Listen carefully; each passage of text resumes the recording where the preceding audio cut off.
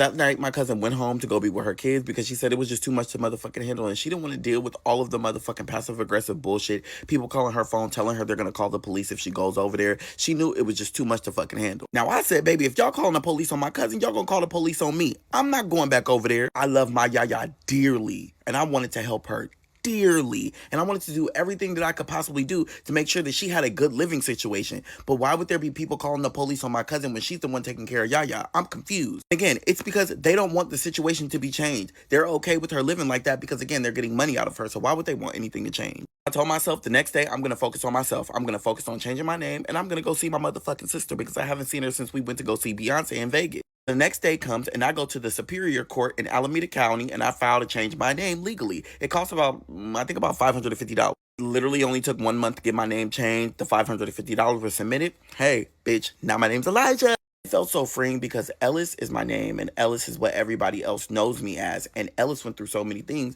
to be able to even be here today to be speaking. But I know that I've changed. I know that I've went through so many things. I know that I've had to learn myself, learn others. I had to take accountability. I had to hold everybody else accountable for their actions within my life. There's so many things that I had to do in order to get to this point. So I knew that I had done a change, which is why I wanted to change my name. So Elijah is for me. It's not for anybody else. So everybody can call me Ellis. You can call me Elijah, but Elijah is for me. I want to go see my sister, and I told her, listen, I'm coming to your motherfucking house, bitch, and we going to motherfucking eat. Popped up at my sister's house, and she was like, my brother is here. Me and my sister, we went out to eat, and we went to Hannah Japan. Now, she didn't tell me Hannah Japan cooks the food in front of you, baby. I'm talking about I was gagged. I thought they would do a little cute little motherfucking appetizer in front of you or whatever the case may be. Girl, I'm talking about they lit them flames up in the motherfucking air. My eyebrows were gone. And you can't take motherfucking to-go boxes, bitch. Threw me for a loop. We had a conversation and she talked about what do I want to do next? Like, what is the next goals for me? Like, where do I see myself next? And honestly, I never even thought of that. I'm like, I don't know. I don't know. I don't know. I don't know. I don't know. I don't know. Bitch, I don't know. Like, but you're doing so well on social media. You're standing up for people. You're being vocal. You're doing things that, you know, you've always wanted to do. And I'm like, yeah, but I don't know what my life looks like from here. I'm still in the process of figuring out who I am. I mean, I don't even know right now, but I know that I've changed. I know that I'm doing a lot of things, and I know that I'm just headed in the right direction. It was like, no matter what direction you go in and no matter what you really want to do, just remember that you'll always be successful. You've been successful. Look at you right now. She was like, social media doesn't validate your successfulness. You've always been able to do it. It made me really think because I have always been successful. I've always been able to get a job. I've always been able to get a place to live. I've always been able to lean on my own understanding to figure these situations out. Even if I didn't know the answers and where I would be able to find them, I knew that it would be accessible to me when I was able to get there. Just started to make me remind myself that I have the power to change my life and do the things I want to do. I just have to go and do them. I made a promise to myself in that moment when I was with my sister. I was like, you know what? I'm going to make sure that I have fun, but I take care of myself. I'm going to put myself first, and I'm going to make sure I accomplish every single goal that I want to do. After me and my sister ate, I made sure to go spend time with my cousin Ajane because number one, she had a baby, and number two, she said she hasn't been out in years. Spent time with my cousin. We went out, and there was one thing that she said to me. She said, you have always been someone that I looked up to because you've always been able to make it happen. And no matter what, I love you, and I'm always going to be here for you. Now, me and my cousin haven't spent time like this in a very, very long time. But for her to say that she looked up to me and that I was always successful in the things that I've done, I'm like, I would have never known that I had that impact on you. Like, I would have always thought that you was just thinking like, I'm like my brothers and sisters. I'm never around. I'm not able to do these things. But the fact that she said she always made sure that, you know, she followed me on social media, or if she was able to get in contact with my social media, she would message me. And she said she would see all the different places I would go to. She would see my cousin and things like that and tell her all the places I went to. And so to know that my cousin have always been around virtually like that, even when I didn't want to be around myself, it made me appreciate her in a different light. And I knew that I had a support system within my biological family. That no matter who I had, whether it was Sam, whether it was Ajane, or whether it was Leslie, that I knew that I had people from my biological family that I could depend on, that I could call on, that I loved dearly. Yaya in her home like that fucking devastated me because I knew at the end of the fucking day she didn't deserve it, but I also knew that that was something that I couldn't do on my own. Talking to my family and making sure that everything was okay with my friends and people that loved me the most, and they gave me the energy to be able to do the things that I'm doing today. I made a promise to myself. I said, I'm leaving California and going back to Texas, and I'm going to make sure that I do everything in my power to be successful. Go back to California, and the first thing I do is get back into my motherfucking therapy session, baby, because it was so much that I had to motherfucking say, right? So I'm in my therapy session, and I'm telling my therapist everything that happened while I was fucking gone. They are shocked. My therapist is like, I didn't expect you to do all of that when I said you need to write some things down about your family and we're going to talk about them. But I mean, nevertheless, we're here. The next time, yeah, don't give me no motherfucking homework because I'm going to go above and beyond to get my motherfucking shit done. Before I left my session talking to my therapist, I said, I'm going to take control of my life. And I'm going to not only do the things that I want to do, but I'm going to be fucking successful. And I'm going to make sure that I'm fucking successful. Now, during my session, my therapist also told me, if you're feeling lonely, think about getting an animal because it would create a space where you feel loved, but you don't have to seek the human attention for it. I said, bitch, you want me to get an animal? I don't know about that, sister. Thought about it and I was like, you know what? I'll do my research before I go get me a funky ass animal, baby, because listen, I don't want my house to stink. Next day, I had a little bit of jet lag because, again, I was coming from California all the way to motherfucking Texas. And bitch, I'm telling you, I was tired. While I was laying down, doing my 1-2s, getting the apartment together, and just really understanding, like, what I really want to do, I decided to see about pet adoption. In Texas, most of the motherfucking animal shelters are full. So, baby, there's a variety of goddamn animals. Now, I've always wanted a motherfucking cat. I'm talking about, baby, I wanted a cat so bad, bitch. I just want a cat, bitch. I'm a cat person. I love cats. I love everybody else's cats. I just never had my own. I'm scrolling. I'm like, oh, I like this. It's kind of like shopping for a new car. I see this cutest, sweetest little baby of an orange cat. And I'm like, I want him. I want him. Had the biggest eyes. He had the cutest little motherfucking ears and he looked so fluffy. I was like, yeah, you're coming home with me. So I messaged the lady because it was on like petswatch23.com or something like that. She got back to me within an hour and she was like, hey, I'm in Austin. How about you come down here and we can have a conversation and you can meet the cat. I take an Uber down to wherever the fuck this lady lives in Austin. I get dropped off at her house and she lives in a really motherfucking nice neighborhood. Garage door's open, so I'm like, hi. My name's Ellis. Yeah, I'm here to look at that one orange cat of yours that you had posted. Thank you. She's like, oh, absolutely. I'll go grab him. She goes and she grabs him and she brings him out. And I'm telling you, I'm fucking melted. It was just like, it was meant to be. I was like, oh, this is my son. Thank you. I'll be taking that. Brought me a carrier. I brought me a little vest for him. I brought me a little motherfucking snack bowl, baby. We was in the motherfucking dough. She was like, oh my God, I didn't think that it would be so fast, so quick. She was like, you're ready already? She was like, oh, it's crazy because he came with a brother. Yeah, the mother rejected the brother and he has conjunctivitis. And I'm like, I don't know what the fuck that is, but okay. She's like, oh, it's where the cats have all this like gunk on their eyes and it's all cold. She's like, it's really, really bad, but we've been giving him medication. I'm like, does this one have conjunctivitis? She was like, yeah, it's mild, but again, I'll send you the paperwork and then you can go to the doctor and they'll take care of it. Okay, cool, thank you. She was like, yeah, it's going to be really hard to home him, but, you know, they weren't ever separated until now. She was like, so it's good that he got a home, but now I'm just waiting for his brother to get a home. And then I started feeling bad because I'm like, oh. Why are you guilt tripping me, lady? I don't really want two cats, but bring me the cat. So she goes to the back, she brings the cat, and he's so skinny, he's scrawny, he kind of ugly. I'm like, ooh, I don't think he gonna make it. Like, yeah, he's really not eating. He'll eat here and there, you know. It's really hit or miss, but, you know, they've been together. And I'm like, ugh, give me him. I guess I have 1.5 sick cats, and I don't know how this is going to work. So I take them home to get acclimated in my apartment, and baby, when I tell you, they hated it. They literally just sat in their cage, and they did not move for almost 24 hours. They would come out a little time to just eat and do things like that, but again, they were really, really sickly. Next day, I ended up taking them to the vet, and the vet said that the smaller one was going to die. They said he had 3 days to live and that he was not going to make it. I'm like, okay, thank you for telling me that. I don't know how the fuck that's going to help me or make me feel any better about me getting 2 cats, but thank you. We get home from the vet. I'm giving them all of their medicine. They're feeling a little bit better. The smaller one is still not eating, but the other one is eating every motherfucking thing. If it ain't nailed to the floor, he eating it. And I'm moving around, doing things, making sure they're feeling comfortable, getting their cat tower together. And I'm getting a phone call, and I'm like, why is my phone ringing right now? Like, it's too goddamn early in the morning. It's literally 10 o'clock. I go and I answer my phone. I'm like, hello, this is Ellis. How can I help you? And they're like, hey. And I'm like, hi. They're like, hey, this is Kamala Harris. And I'm like, girl. Kamala Harris gives me a call, and bitch, I'm got. Now, to give you a little backstory on how she even got my number and how we even got here in the first place, a month before my auntie BB passed, I was on social media heavily, as I still am. I was talking about politics, as I still do. I had been posting a bunch of things about what this administration was doing to motherfucking Americans across the United States of America. And it just so happened that a bunch of motherfucking Trumpies and Trumpettes was arguing with me down in my comments and my messages. It got so bad, baby, my block list is like 10,000 motherfucking strong.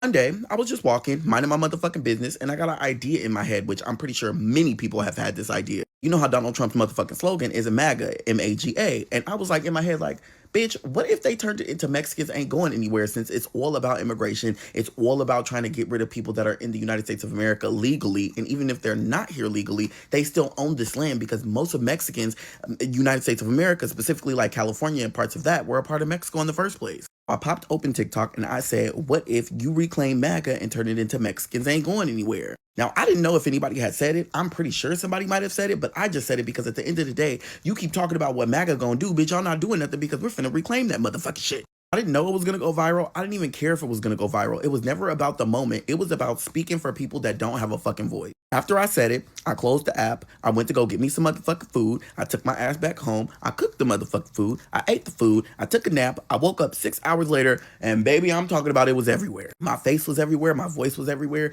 People were in my comments, my messages talking about, this is what the people need right now. We're going to go protest. Tomorrow's a big protest. Like, what did I do? What happened? What?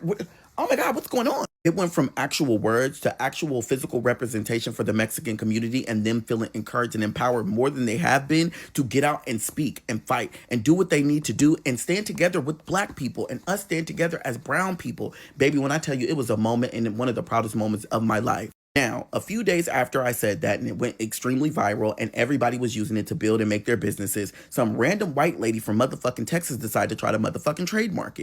I had no intention and never even motherfucking wanted to trademark it, because at the end of the day, it's for a community of people that, number one, I'm not a part of, and number two, they need this motherfucking slogan. They need to be able to use this, because why not make money off of something that somebody else used derogatorily against you?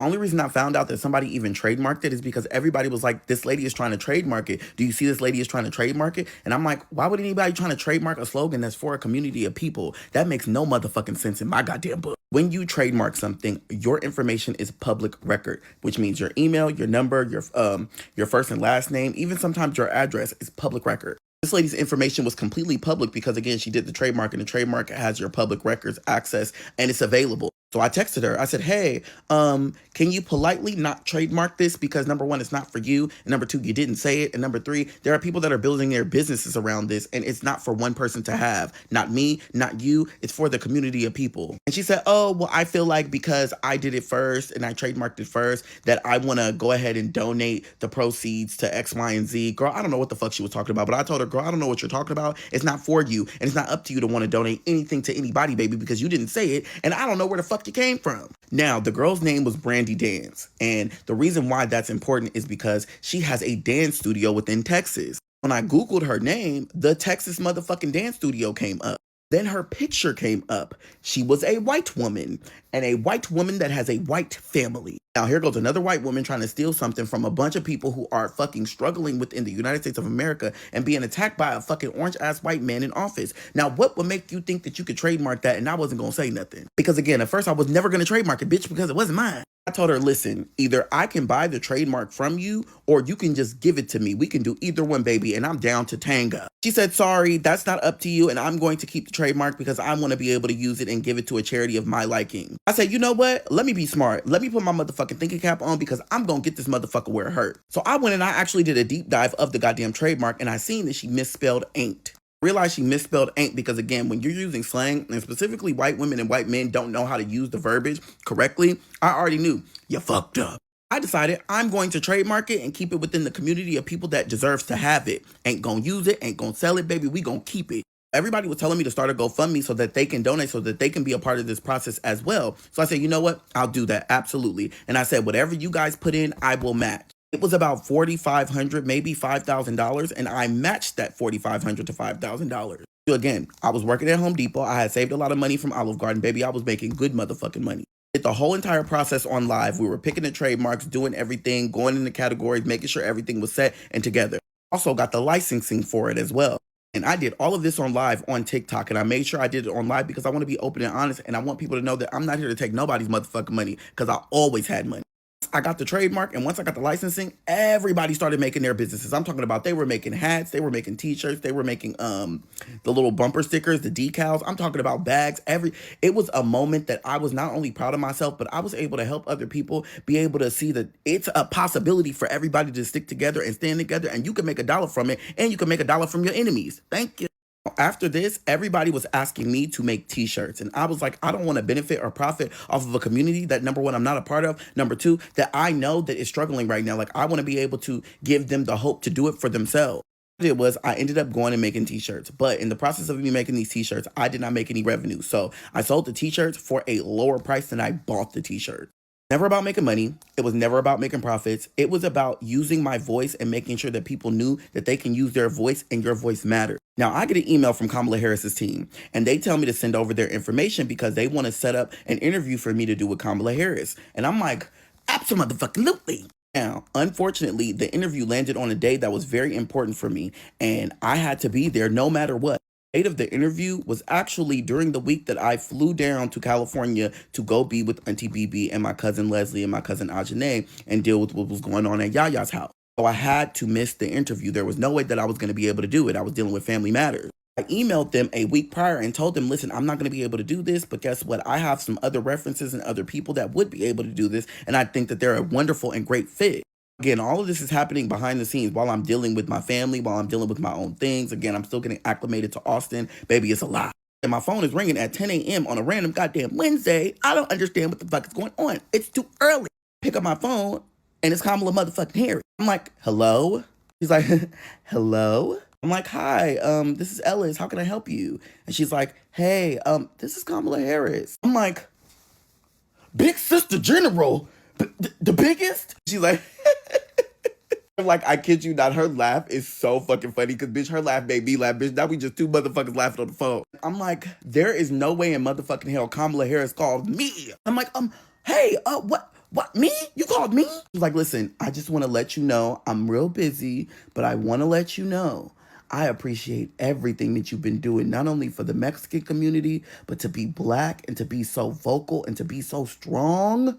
We need you. Don't stop speaking. I wanted to personally call you because I know you were not able to show up for our interview. And I just want to say thank you for everything that you're doing. And I remember it like it was fucking yesterday. I'm talking about now I'm on the phone crying. She's like, don't cry, don't cry. This is a happy place. This is a happy place. Me and her spend 10 minutes on the phone and we talk about everything that's going on in this political climate. I tell her how I'm speaking out and the things that are necessary for Americans to speak out about because, again, we stand more better together than we do apart. And she was like, I fully agree. And, you know, it was one of the conversations that reminded me where I was in my life. I'm speaking to Kamala Harris, a vice president of the United States of America, one of the most influential Black women in America in history. Huh?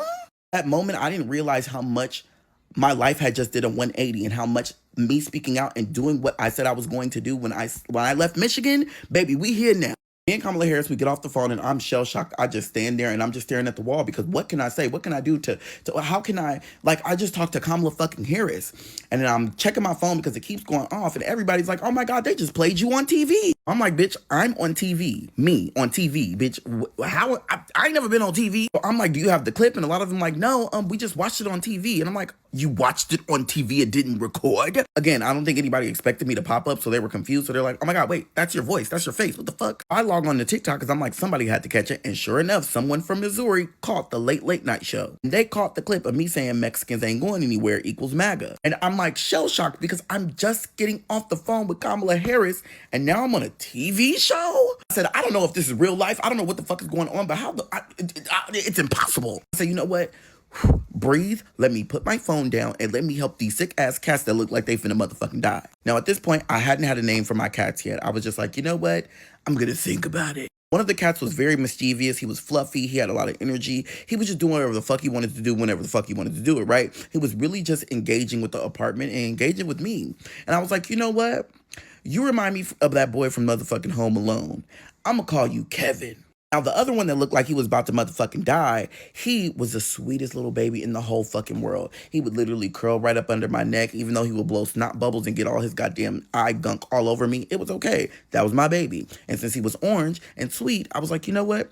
I'm gonna name you Mango. Day goes by, and that night, I began to get real scared for Mango because I'm like, bitch, are you gonna die? And like, he wasn't eating. I had them for 2 to 3 days now, and he's not eating. I was like, you know what? Let me put him in the shower with me, and let me see if all of that fucking sickness and stuff can get out of him, and like, he can like blow snot bubbles and blow it out. So I turn on the goddamn shower, full motherfucking blast heat, and I'm talking about it was motherfucking burn your ass time. wiping his nose, cleaning his eyes, wiping his nose, cleaning his eyes, and all of that just drainage in his eyes was coming out and his nose was coming out. And I think that made him feel a lot better. I gave him his medicine, everything was good, and I curled up in bed with them and we went to sleep. The next day, bitch, they was not in bed with me. So I'm like, oh, are they feeling better? Especially Mango, because when I would wake up, he would be in bed with me. Turn to the right and I see them playing in the corner. Now, this is a cat that would barely fucking move. This is a cat that would barely fucking get up, would not eat shit, and he was fucking skinny as a motherfucker. I'm like, play?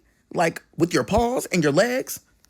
Huh? I'm like, bitch, they said you're supposed to die tomorrow. I don't know if this is a goddamn joke, and I don't know what the fuck is going on, but I'll take it. Go to open the door, and I'm talking about they are chasing me down the hallway because they're hungry. I'm talking about he jumps. I'm like, Mango, what is going on? I'm like, wait a minute, this is a whole different cat from yesterday. So I give him this little medicine and he's like he's in it to win it. And I put the food in the bowl and I mean, he scarfed it down like he ain't had food since the day he was motherfucking born. I'm like, hold on, slow down. I had to pick him up like, nigga, take your goddamn time. You gonna kill yourself. You gonna choke. And he looking at me motherfucking crazy. I'm looking at him crazy and I put him back down and I'm talking about stomach was so goddamn big. He looked like a rat. And I'm happy, bitch, because I'm not going to have a dead cat on my hands. And I mean, I necessarily didn't want him at first, but I'm glad that I have him. But at the same time, how does a cat that they say is going to die in 3 days now all of a sudden happy and have all this energy as if they were born again? Bitch, I'm confused. So I make them a vet appointment in the next 2 weeks. And I'm like, listen, when we go to the vet, I need them to figure this out because I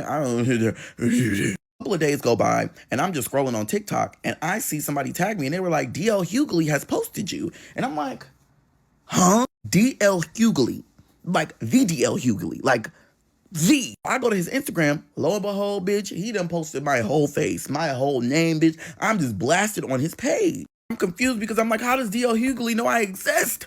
What the fuck? I'm like, oh my God, like, what? Oh my God. I was like, listen, let me put it in the back of my head. It ain't that serious. You're doing what you should be doing. You're doing things for the people. And as long as the message gets out there, that's all that matters. I take my ass to school. I didn't work today, but I took my ass to school. I go to my first class and I'm talking about everybody's like, oh my God, you're famous. I'm not famous.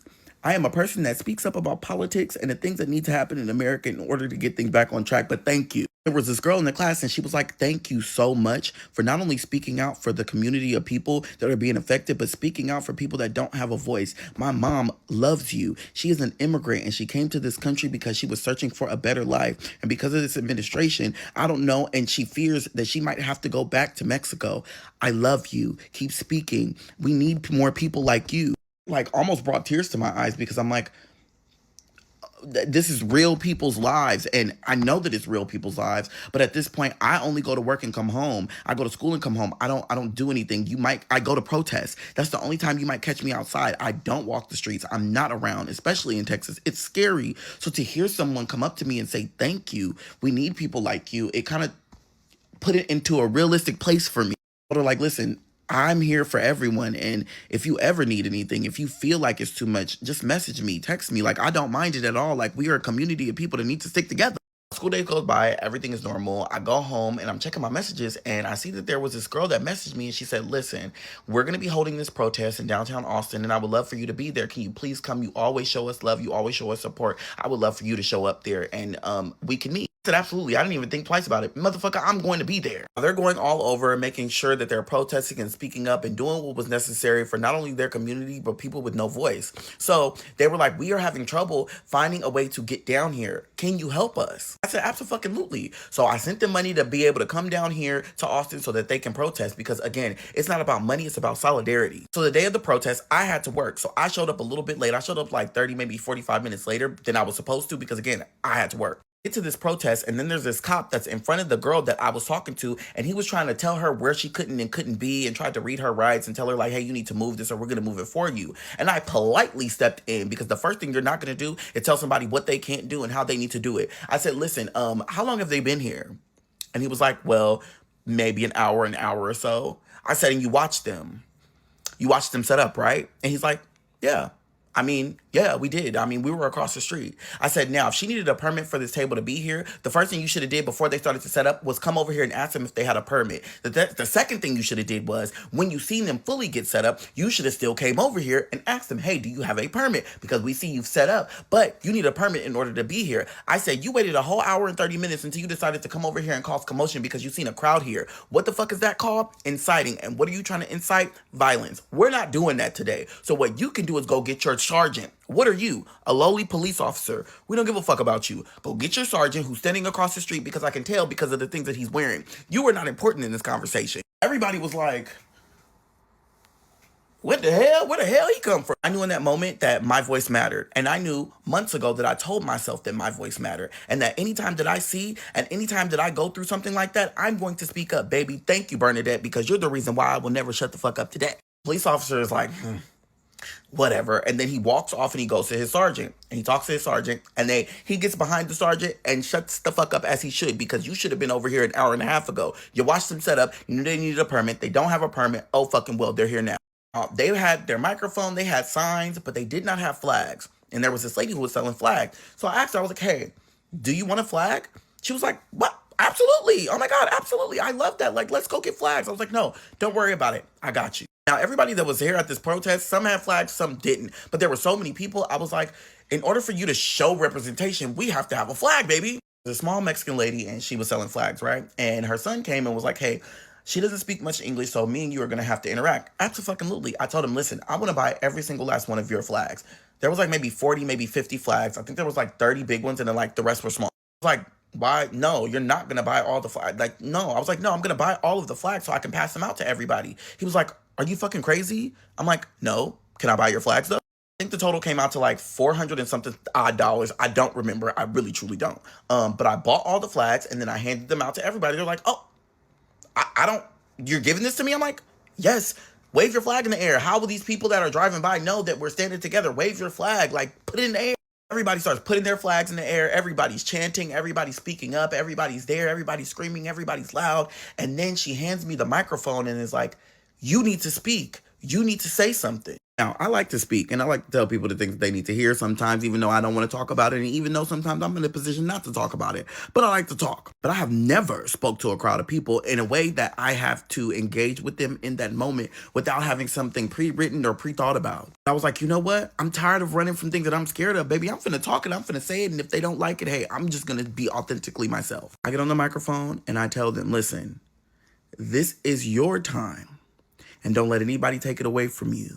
If you know the state of America, then you know what's wrong. And if you know what's wrong, do the right thing. Use your voice. Educate others to use their voice. Don't be afraid to use your voice. And if anybody tells you not to, speak louder so they can hear you more. As I'm talking, I just hear people saying, yes, woo, that's how you tell it. Say it again. As I'm speaking, I'm remembering every moment that led me to this moment right here. The way that I had to struggle in Michigan, the way that I had to struggle in Chowchilla, the way that I had to struggle with my family, the way that I had to struggle with my mother, the way that I had to struggle being myself and trying to be open and trying to feel loved and trying to communicate with people, to running away from my issues, to facing my issues head on, to being able to pivot from job to job and do what was necessary in that situation. All of those moments led to me being here in this moment, being able to speak for others. Before I got off that microphone, I told everybody that day, love yourself, pour into yourself. Make sure that you take care of yourself, because when other people are going to depend on you, you're going to need to be at 100%. So you put yourself first. And it was really just a message, not only for the people, but for me, because I'm at a point now where I'm loving myself. I'm loving everything that I'm doing. I'm able to reach out. I'm able to take care of things that I didn't even think could be possible. I needed to go to this protest. This protest reminded me that not only am I human, but that I'm on the right track and I'm doing the right thing. And at the end of the day, I am actually carving my life that I want to live out. April is rolling around, right? And I've been on TikTok for about maybe 5 months at this point. And I'm going through my emails, checking things. It's a regular day. Again, April rolls around and I'm checking my emails and I see that I get an email from TikTok. Now the email says, connect your PayPal so that we can pay you out X amount of dollars. And I don't think nothing of it because, baby, I get so much spam emails in my email. I ain't worried about it. The hour goes by and I was like, let me go on the app and see what I could play with to see if I could figure this out, because I didn't even know you could get paid from this app. I really didn't. Now I'm playing around with the TikTok app and I'm trying to figure out how do you even get to the point to where you can see if you're making money or wherever the money is. I Google it, I put in all the information and I do that on the app and I figure out how to get to where it says you're making money. And I was motherfucking gagged. It said that I made 7,000 and something motherfucking dollars that I had never seen. Now again, I posted on here purely just because I wanted to be not only an advocate but a voice, but I also wanted to speak about things that I like to talk about and do on a day-to-day basis. Once did I ever want to make money? Never once did I think that I could make money. I just wanted to make sure that I had a voice and it was being used. So I connected my PayPal and then I did all the fucking process of whatever I needed to do so that they can send me the money. It made me emotional because I never got on this app to speak out to make money. I did it purely based off of who I am as a person. And it made me emotional because, again, sometimes you don't even understand when the blessings are going to come. I made a video thanking everybody for engaging and thanking everybody for liking me and also saying, like, I didn't even know you can get paid off of this app. Like, it's just crazy. TikTok ended up sending me the money within like 24 hours. And the first thing that I did was pay my rent until I couldn't pay it no more. I paid my rent for 6 months. And the second thing I did was I paid my electric bill. I put money on my electric bill. I think I put like $500 or $600 on my electric bill. I paid my phone bill all the way until I didn't have no more motherfucking money. I used all of that money within one day to pay every single bill that I had in that moment. I knew that if I became stable in the way that I knew that I never had been before, I would be able to move freely and do the things that I want and be able to help people on my day-to-day life. The first time ever that I felt free and able to do whatever the fuck I wanted to do and not feel pressured to have to go this way, go that way, not feel pressured to have to go to work, not feel pressured to have to answer to somebody, baby. I was free. The plan was to never stay in Texas. The plan was to go back home. And where was home? California. I said that when I left Michigan. I promised myself that I would actually live my life and I would do the things that I want to do. And I'm actually currently doing that in the moment. My school year was over in June. So I made a promise to myself that in June, I would be moving back to California. Didn't know how I would be moving back to California because, again, I got 2 cats and now I got this whole apartment full of shit. And I'm like, listen, I made it happen once. I made it happen twice. I made it happen 3 times, baby. I can make it happen again. School goes by, everything goes by good. The semester ends, I'm making my money, I'm able to save my money. I saved every check that I made up until June, and I was able to plan for me to go back to California. I didn't know what city I wanted to live in, but I knew I wanted to be in the Bay Area. The reason why I want to be in the Bay Area because I'm from the Bay Area, and I felt like that's where my stomping grounds are, that's where my community of people is, and that's the people that I want to be around. Also, I want to be around my sister, I want to be around my best friend, and I want to be around Vania. I'm like, I don't know what city I want to live in, and then I started thinking about when I was living in the homeless shelter, and I'm like, you know what? Because I'm doing advocacy work right now, because I'm a big advocate for speaking out for not only homeless people, but people that have been wronged in life, especially adoptees and people that get aged out of the system. I want to live in San Francisco because they have so many different programs that work with people who had a life just like me. I was like, you know what? I'm going to dedicate my time to living in motherfucking San Francisco. I know that's right. That Wednesday, mind you, it's a Monday. On Wednesday, I flew out to San Francisco and I spent 24 hours applying to every apartment building that I seen. And mind you, there's a lot of apartment buildings in SF that are really in a good price range. The problem is if you don't jump on it, baby, they're gone. Now, the day was going by, it was 4 o'clock, and I had applied to like maybe 40, maybe 50 apartment buildings. The last apartment building that I had on my radar, it didn't even have a fucking phone number to call. You literally had to physically walk there. Walk to the apartment building and literally they have a big black gate in front and they don't have a call box, no nothing, and it's locked, but the door is open because it's behind the gate. There's another door that you can go in, and I'm just staring, I'm like, damn, I need to get up in here. Now this beautiful black woman is looking at me and she's like staring me down and I'm staring her down, and I turn back and I'm still looking through the gate and she's like, hey, are you here for a meeting? I'm like, no, but I'm definitely here because I'm interested in getting an apartment. Was like, well, we have apartments available. Have you talked to anybody? I said, no, because you guys don't have a number online. And she was like, yeah, we're updating that currently. But I can take you in my office. I'm the apartment manager. I said, perfect. Tell me a little bit about yourself. I want to know who you are a little bit, and then we'll get into doing the paperwork and behind the scenes stuff. I said, listen, I'm ready to move right now. I need to move. Okay. I'm moving from Texas all the way to California. I live in Texas currently, and it's time for me to get back to the Bay Area. Like, oh my God, you flew out here to apply at this apartment? I said, absolutely. I need me a place to live.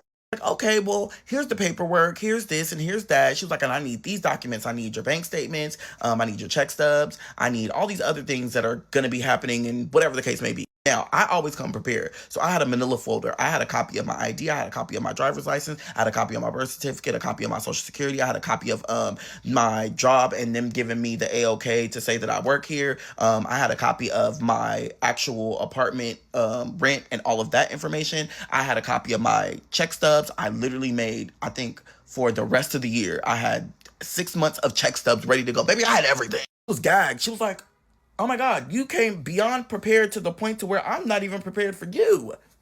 Yeah, I bet. While I'm doing this paperwork, you can go get a $200 deposit fee, and we can hold the actual apartment with that deposit fee. Baby, you have said nothing but a word. Bloop, bloop. I seen it on the website. Already had the check written out to the apartment. Baby, I was ready and prepared to go. It was like, cool. All we have to do is verify all of your information. Everything is going to be set to go, and I'll be giving you a call next week. This is around the first week of June, and so she would be calling me next week, which would be the second week of June. I had paid my rent all the way up until my lease was going to be up. So I was not going to be renewing my lease.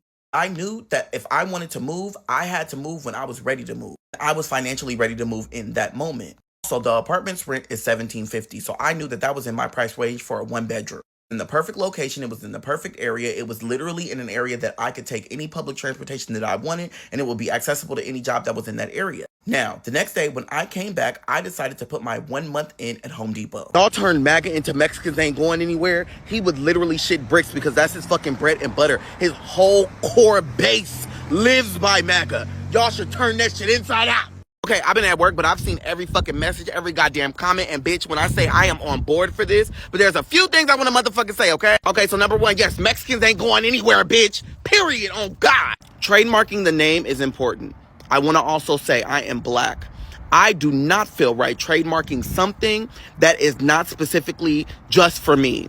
And it's not only about me, it's about everyone else. It's bigger than just money. It's bigger than monetization. This is for everybody. This is a fight back to these white motherfuckers. So if and when it gets trademarked, I want to make sure that I work with an organization that specifically only works with the Mexican community. And that is so important to me. I am all about giving back. Girl, I don't need $1 from this shit. I don't want $1 from this shit. I just want to make sure that everybody is heard and listened to. This is about community. This is about love. This is about awareness. This is about making sure that everybody knows that they got a place in this motherfucking world, specifically the United States of America, the land of the motherfucking free. I want to work with ambassadors in the Mexican community. I want to work with organizations in the Mexican community, specifically for the brown people, so that this can be given back to them. Like, I don't want no money from this. I want it to help everyone else, okay?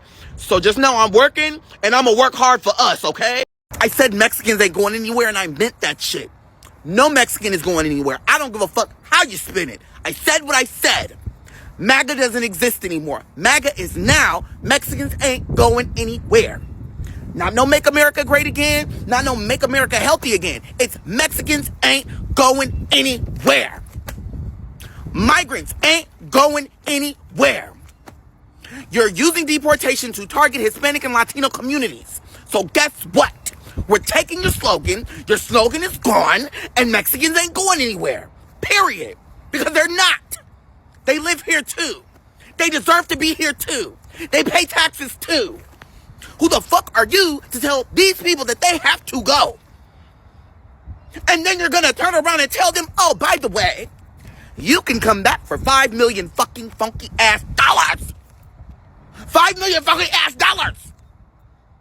Do you know how many people have been fighting for their citizenship to be in this country? For years. 4 years. And you're going to tell them in this economy that they can give you $5 million and they can have an American citizenship? Boy. The reason why I ended up trademarking Mexicans ain't going anywhere is because there was a random white lady who was trying to trademark it after my video went viral. I think it was like 2 or 3 days later. I originally did not want to trademark it. I literally just said it because I was like, oh my God, like what if people went outside and they said Mexicans ain't going anywhere, and then they protested about it and then it went viral. I had no intentions of it going viral. I was just getting on here talking my shit like I normally do. It went viral, and then 3 days later, somebody sent me a screenshot of some random girl trying to trademark Mexicans ain't going anywhere. So I sent her a text message, mind you, because when you go get a trademark, all of your information is like public. So they sent me her information. I sent her a text message and I said, hey, let's not trademark this. This is not something that you should be trademarking. What you need to do is just back off and let the community have it. Let them make their money. Let them do their thing. Because people was popping up with t-shirts, hats, beanies, coasters, bumper stickers. There was so many things that people were popping up with, and they were starting their businesses. I know for a fact if that lady would have been able to trademark Mexicans Ain't Going Anywhere, not only would she have sold it, she would have disappeared after she fucking sold it, and she would have tried to sue everybody before she disappeared once she sold it. So I told her, either you take that motherfucking trademark and shove it up your ass, that the one that's pending, or I'm going to sue you. Because what you're not going to do is steal from a community that, number one, you're not even a part of. And number two, you had nothing to do with even the videos that I created. You haven't protested. You haven't been outside. No, anything like that. She texted me and said she has the full rights to buy the trademark and she's going to do it. So what I did was, because when she trademarked it, she trademarked ain't without an apostrophe. So I trademarked the ain't with an apostrophe. Mexicans ain't going anywhere in all likeness. And she was mad. She texted me and was like, oh, I don't think you should. Oh, no, baby. You don't think shit. It's done. It's done. So that's why I trademarked it, because somebody else was trying to infiltrate the community of people. And at the end of the day, I'm glad that I did it, because there's so many people that were able to spawn their brand new businesses. And there's so many people that even today are still making shirts, and I'm buying them, bitch, because I love it. It's for the community. It was never supposed to be taken out of the fucking community. And no matter what they fucking offer me, they could offer me $2 billion today, baby. It's not getting sold. It's not for me. It's for everyone. Literally, as I fucking speak, there's a fucking white lady that's trying to fucking trademark every part of Mexicans Ain't Going Anywhere. She even trying to do Migrants Ain't Going Anywhere. There's literally, and it's pissing me the fuck off. Mind you, I can see all her fucking information. I got the bitch address. I got the bitch number. I got the bitch location. She literally lives 2 miles away from me. What's making me more mad about this is it's a fucking white bitch. It's always somebody white in somebody's fucking business. Like, girl, let these people make their motherfucking money. No fucking shade. I'm so aggravated. It makes me so mad. Like, I have like $1,000. No shade. I got $1,000 to drop on this. And it's just so much going on all at once. And I'm like, bitch, I need help. Fucking right here. Count your motherfucking days. She gonna tell me I'm trying to use the fucking trademark to benefit and profit off of the shit. My bitch, if that was the case, I would have told everybody they can't use it. Like, literally, I've been supporting everybody, because it's not just me, bitch, it's us. So if you want to donate, I put a GoFundMe in my fucking bio, because I gotta get all of this shit before this bitch do. Because I swear to God, she is on my motherfucking ass. Help me. Fucking help me! Help! I need help! Bitch, I need help, bitch. We gotta get this shit rolling. And bitch, she finna sue us. Help me! Don't ask me what the fuck are my thoughts. Bitch, what the fuck was your thoughts? Trying to trademark something that not only, number one, you're not even a part of the community, bitch, so you don't even go here. Number two, bitch, you didn't even ask nobody. You just did this shit like it was gonna be okay. Like, yeah, I'm gonna make money off of this. Girl, shut the fuck up. And then talking about what type of agreement do you want to explore. Bitch, this is for everybody. This is not for you. You're not gonna make no motherfucking money off this shit, bitch. The fuck? Like, if I wanted to make money, I would have been like, oh no, everybody don't use it, huh? Don't use it. Nigga, I've been hyping it. I just bought a motherfucking hat. What the fuck do you mean? What do I want to explore with something that not only did you not say, that you haven't promoted, that you haven't even been a part of, you goofy loose bitch? Then the goofy hoe gonna talk about, well, thanks for sharing your bitch. Nigga, I'm gonna knock the sonic rings out your bitch ass. You keep playing with me, I got her. Bitch, I'm gonna fuck you up. So when I say go in my bio, please, please, please, please, please, make a motherfucking donation, bitch. We need it. I'm trying to save this shit. To the white bitch that thought she was gonna steal this shit from everybody, I hope your hair start thinning and you look like Cynthia from the fucking Rugrats in 2 days, bitch. Fuck you. Okay, so I want to do an update on the Mexicans Ain't Going Anywhere. So because I think it's been like 3 or 4 months since I've given an update and made a video about this, I feel like it's necessary for me to motherfucking say something. So for the trademark in itself, we spent about $9,000 to $9,200 on the trademark in itself in all wholesome. So what does that mean? I got it in all likeness. So any sale, any purchase, anything that was made with that name, it would be trademarked. The whole reason reason why the whole trademark situation even started is because I wanted to make sure a big wholesale reseller didn't come in, take the name, and start selling them themselves. And then if anybody else was to do it, they would sue people. There's been so many creators, specifically Mexican and Hispanic creators, that was able to profit and jumpstart their brands because of this. And not only that, it was the awareness that got out there. That's the reason why I said it in the first place. Because Mexicans ain't going anywhere. Who gives a fuck about what the fuck they saying? Mexicans ain't going anywhere. So if you go on the USPTO website, you will see my trademark. It is still active and it is still there. The problem is they're not processing accounts as fast as they should be. So they gave me an update about, I want to say, like I said, a month, 2 months ago. And they said that, okay, well, we're still working on it. As soon as we're ready, we'll reach out to you. Okay, cool. So that's all I got right now. But yes, it's still active. We still have it. You can still sell your brand and your merch. I personally haven't even been active doing that because I feel like I want to let other people shine and do their own thing as well because I love supporting other people, you know? So yeah, that's all I got. I wish I had more, bitch, because I wish I worked there so I could process my shit faster. About 6 months ago, I trademarked Mexicans Ain't Going Anywhere for the community. I haven't used it. I haven't even profited. When I sold t-shirts, I sold t-shirts at the low end price. I bought them for $30 and I sold them for $20. I didn't make any profit. I did it for the community, right? And then I even donated the money that I made back to people that were actually building their business around Mexicans Ain't Going Anywhere, right? And they were selling their merch. I bought a bunch of stuff and then I donated that. I gave it to the community at protests, right? Okay, so a few months back, I get an email from Nike and they're telling me that they want to buy the trademark with no price, right? Cool. Ignored because it's for the community. Again, so I get another message. I get an email, a 6-figure email from Nike saying that they want to buy the trademark. I sent it to my lawyer and I told them, you need to let them know that they need to stop messaging me and they need to stop me because I'm not selling it. I got it in all likeness for a reason so it can stay within the community. There are people that built their businesses off that slogan. People have been saying that slogan. I didn't create it. My video went viral, so I decided to trademark it so everybody can continue to use it. And not one big company or corporation can come in, swoop, and then start suing everybody for selling their merch. And that's what the I did. I kept it within the community. It's been in the community. I don't even really speak about it no more because I'm outside protesting with the actual people talking about Mexicans ain't going anywhere because they're not, right? So I get another email from Nike. They want $1.5 million for the trademark. I'm finna go up to their corporate headquarters, wherever the they're at, and I'm finna go out of whoever keeps sending me goddamn messages. I said no the first time. I said no the second time. And I'm going to say no again. But this time, you're going to feel it. I'm going to make sure that you understand when I say no, bitch, I mean mother no. I ended up putting my 1 month in at Home Depot because I knew that I would be moving back to California. I loved working at this technology center. Literally, I didn't have to do anything but watch people walk in and walk out. It was the easiest job that I ever had. Even though I wasn't making as much money as I was used to making, baby, I didn't have to do nothing but sit there and record videos on my break. And that's how I got super comfortable with social media. If you go back to all of my older videos, I would literally make videos while I was at Home Depot, walking around doing absolutely nothing. I knew my voice at this point was important, and I knew that if I use social media in the correct way, I can not only influence other people in a way to teach them the things that are going on with these policies and these motherfucking policy makers and this government, but I could also be myself and be funny and be open. It actually healed me in a way. In real life, I would be very scared to use my voice and scared to speak up, scared to even ask for help, scared to say, hey, this is wrong. I don't like this.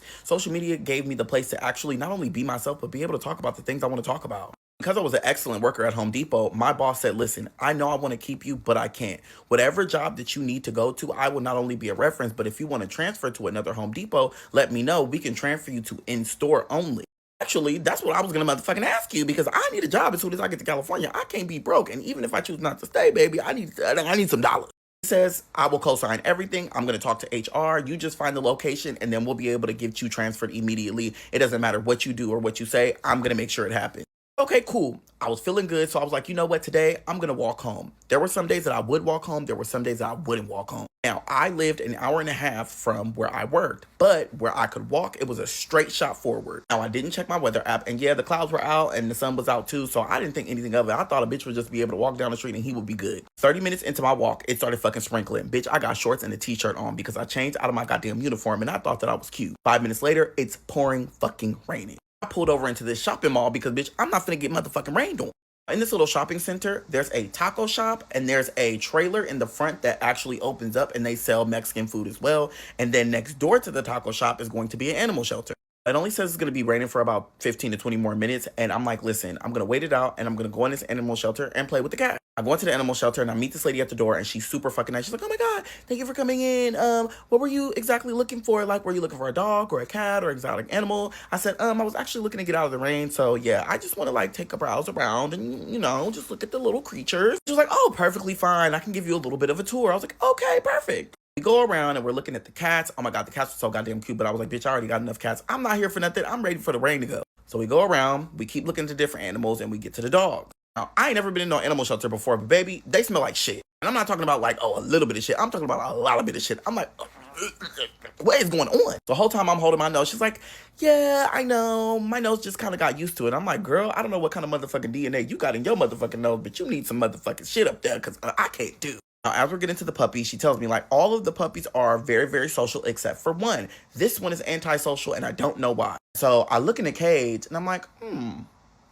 this one's just really, really cute, and it's really, really pretty. And the dog just runs up to me. And she's like, that dog has never done that before. And I'm like, do I stink like this goddamn facility? Maybe I have a familiar smell. I hope not. I think I smell good. Like, if she's never done this, maybe this is a good thing. Like, is there a way that I can, like, pet her or touch her? And she's like, yeah, we've just never seen her, like, actually want to be active with anyone, not even with us. It's like, I'm bored. I have nothing to do. I can play with her. She takes me in the side room where the dogs and the puppies and the people play with the animals that they want to adopt. And she brings the dog in and sits the dog in front of me, and the dog just squats there. She's like, yeah, this is normally what she does. Even when people think that they want to adopt her because she's super, super pretty, she doesn't move. And, like, something clicked in her, and she just, like, jumped on me. And I was like, I ain't never did this before. He was like, I don't even know what kind of toys she plays with because she doesn't play with toys. And I'm like, why are you looking at me or asking or telling me, girl? I don't know either. Hand me something. So I grabbed one of the tennis balls and I'm like playing with it. And I'm like putting it in front of her. I'm like, hey, doggy, doggy, doggy. And she didn't like that shit. She was like, I don't like that. And I'm like, okay, girl, I don't care. But I grabbed one of the ropes that was next to it. And I like twirled the rope in my hand. I was like, do. And it got her attention and she liked it. And I put it in front of her and she grabbed it and was like, Arr. And I was like, girl, give me my rope back. And she didn't like that shit. So she tried to bite my ankle. I was like, why would you bite my ankle? It was like, oh my God, she's never done that before either. I was like, what do you know? Keep playing with her with the rope because she loved the rope. And I was like, this is really cute. Like, you're really, really cute. The lady's like, yeah, well, if you're really not trying to adopt her, I'm going to have to put her back. And I was like, okay, perfectly fine. The lady grabbed her and picked her up to take her out. And she started whining. And I'm like, it was like a death whine. She looked at me and she was like, I don't know. She's just like never done that. And I'm like, girl, you don't know nothing about this goddamn dog. Clearly, she don't know shit about shit. Clearly, she doesn't want to go. I'm like, oh, just put her down. Maybe just a few more minutes. When she put her down, she ran in between my legs and started shaking. And I'm like, okay. She was like, ooh, I don't even know because she's never done that either. Like, I don't know if, like, you guys maybe knew each other. Maybe you've seen the dog. Girl, I ain't never even been in this motherfucking establishment to see the goddamn dog. What? I looked down at her and I was like, girl, I can't take you home with me. It ain't gonna work. I don't got enough space. I don't know if you like cats. Do you eat chicken, girl? Fried? I don't know. And I just thought to myself, I'm like, listen, maybe she's mine. Maybe I need a dog. Maybe I need a dog. I don't know. So I was like, what is the process to adopt? She was like, wait, you want to adopt her? I was like, well, if it's good for me, if it's quick and easy. She was like, oh, all you have to do is sign these paperwork here and, you know, put your address. She was like, and then we're going to waive the application fee and the adoption fee. She was like, because she has not been adoptable.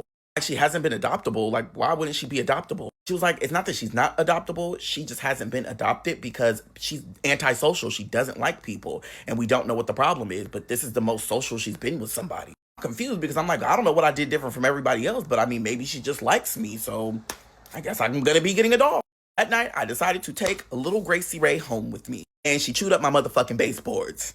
First 30 minutes. So I'm trying to get her acclimated and, you know, accepted into the goddamn apartment, making sure the cats know, like, hey, don't fuck with her. Y'all stay over here. We gonna stay over here.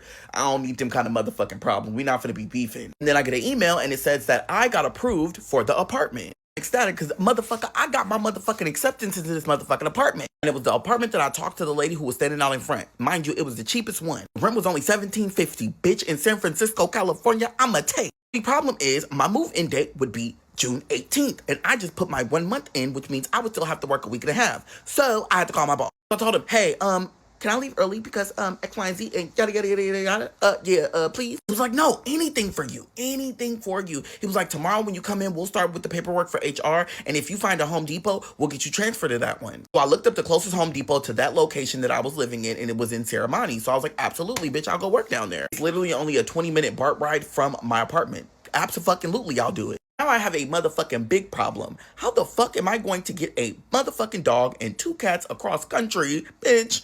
I'm not taking them in the airport. I was like, guess we're driving. 2 things. I did a car rental and I did a trailer rental. The reason why I did a car rental is because I have 2 cats and a dog and I wanted them to have enough space. I didn't want to just get a fucking U-Haul driving across country and we're all stuck in the motherfucking front seat. Hell no.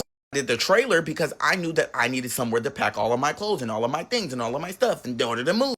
I had a week until I had to leave because, again, I was going to leave the 12th in order to make it there on the 17th. That's 5 days. And I was going to leave in the middle of the night because I didn't want to motherfucking have to deal with traffic. Not with a motherfucking 2 cats and 1 dog, girl. Y'all not finna stress me out. Didn't want to make a stop in Texas. I only wanted to make a stop in New Mexico. And from New Mexico, I wanted to go all the way to California.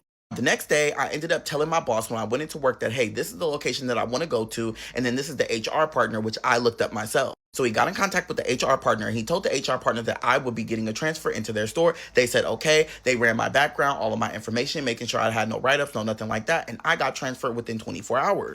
Once they did the transfer, he said, we're going to pay you out for the rest of the weeks that you were going to work here that were already on the schedule. And then you don't have to come back to work. You just have to make sure that you make it on your first day, which would be July 1st. Said, thank you so much. I love you. You've been so fucking helpful. And I want you to know right now that if it wasn't for you, I wouldn't have had this easy job. So I'm going to make sure to give you your props and give you your flowers. And I want you to know that the next person that you bring in, they're blessed to even be here. He was like, no, thank you for coming in and thank you for working hard every single day and making sure everything is put together the way that it needs to be. You've helped this team tremendously. My school semester was already over. It had been over for the past 3 days. So I decided to put all of my effort into cleaning and packing. 1 day turned into 2 days, turned into 3 days, turned into 4, and now I only have 1 more day to pack and clean. My last day in Texas, I went ahead and I went and picked up the rental car, and then I drove to the fucking place where I can pick up the trailer that was going to be on the back of my motherfucking car, which was U-Haul. Drove everything back to my apartment, then I started loading the motherfucking truck up. I knew if I packed everything right now, and then I would be able to take a nap so that I could be rested in order to leave late at night. I packed the whole motherfucking truck. It took me like 3.5, 4 hours. I cleaned, I swept, I mopped, I made sure the apartment was set from the top to the bottom. Blew up my motherfucking air mattress. I laid down on that bitch. My dog laid next to me and my cats laid on the other side. I was scared. I was scared because for the first time ever, I'm not moving out of fear. I'm not moving out of spite. I'm not moving away to run away from my problems. I'm actually moving so that I can go back to where I came from, so that I can put my feet back on the soil that I was born on. Finally going back to California, and I'm proud and I'm strong and I'm a different person. I have the energy, I have the patience, I have the perseverance, I have the voice. I am Elijah. I wake up around 11:30, 12 o'clock, and I start packing all the little things that I had for myself and my animals, and we get loaded in the motherfucking car. Now, I had to drop the key off to the apartment building in the drop box. I already notified them that I would be leaving early, even though I paid my rent up until the date that it was due. Said that is perfectly fine. I went ahead and I told them that I was leaving due to other reasons. They said, okay, as long as everything is taken care of, you're good. The day prior, I also turned off my PG&E, so I wouldn't even have to worry about that. Get loaded in the car, and bitch, we off. In the actual car, because it was actually small, I went ahead and I put a litter box in the trunk. That's where the cats used the bathroom. And Gracie stayed in the back of the back seat. Like, that was her motherfucking place. The cats would come up every now and again, and they would come fuck with her or fuck with me. Bitch, we family, so you deal with it. It took me 2.5 days to drive through Texas and making little pit stops here and there so I could walk the dog, grab food, whatever the case may be. Now, as soon as we took off, I made sure that I grabbed fucking hella snacks. I went and grabbed hella snacks. I went and grabbed all of the things that I would need for like my toothbrush, toothpaste, all that kind of good shit. The only stops I needed was a bathroom break and a motherfucking bathroom break for my goddamn dog. On the 3rd day, I made it to New Mexico. And while we were in New Mexico, I made sure I got a hotel so that we can stay there. We stayed in motherfucking Motel 6, and again, I didn't tell them about my dog or my cats, baby, because at the end of the day, you're not finna charge me motherfucking extra. I don't give a fuck what you talking about. We stayed the night, wasn't no motherfucking roaches, thank motherfucking God, and then as soon as we woke up in the morning, we got the fuck up out of there. Now, from New Mexico, we went all the way to Palm Springs. I'm talking about drove all the motherfucking way. Now, instead of getting a hotel in Palm Springs, bitch, I was like, I'm just gonna rest in the motherfucking car. Don't even worry about it. All I need is a few hours of motherfucking sleep so I can make it all the way to San Francisco, California. Now, I made it to San Francisco, California at 9 p.m. on the 16th.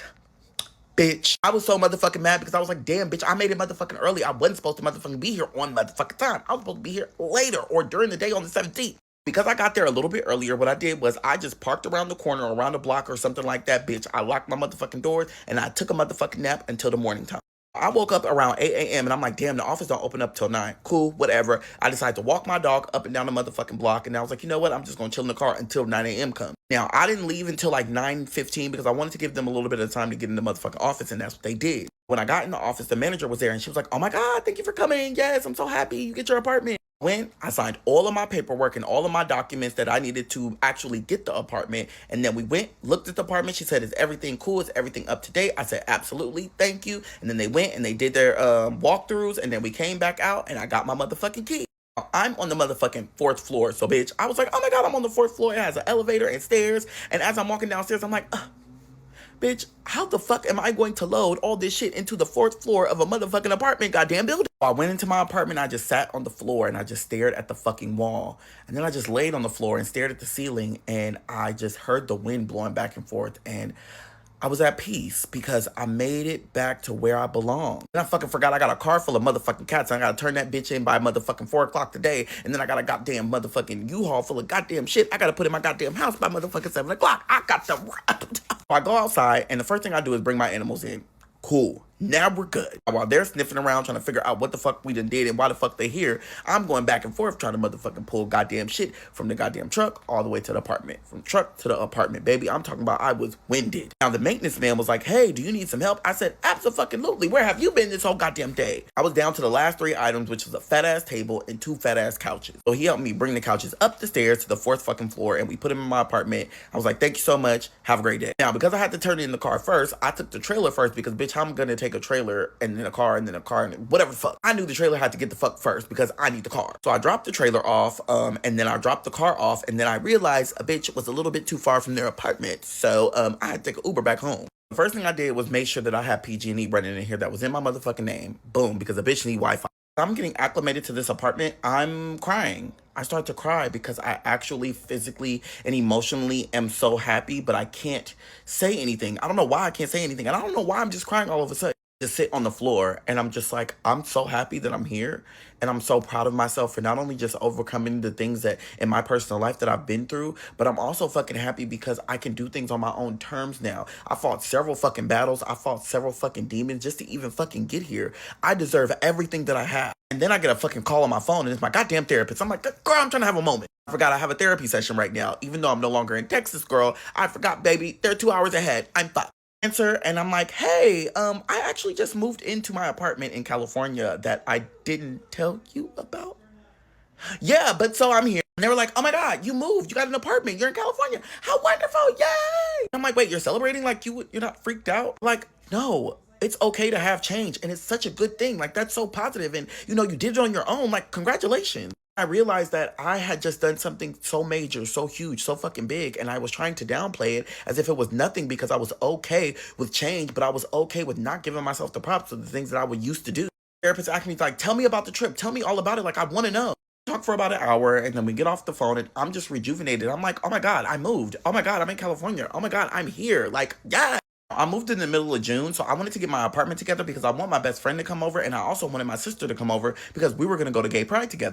It took me about 3 to 4 days to get the apartment together, and then I was making plans so that we can go to Gay Pride together because, again, it was the first time of me coming back, and I wanted my sister and my best friend and Vania to be able to be in my apartment comfortably.